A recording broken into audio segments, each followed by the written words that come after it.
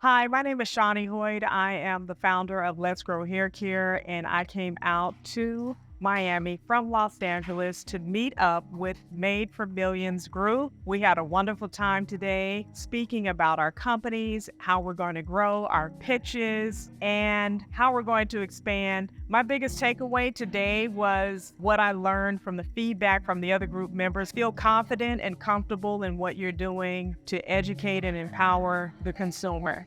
It was so great with Tracy and Vivian and the rest of the team members. Awesome time. Thank you so much. I love you. I am Danielle Anderson. I'm a speaker, a wellness coach, and an embodiment practitioner, and my company is Be Well with Danielle. Today at the Made for Millions Mastermind in-person meeting, I love that we had a chance to learn about RFPs and learning how to create concise and clear statements for grants, for proposals, documents so that I can apply for RFPs and also apply for grants.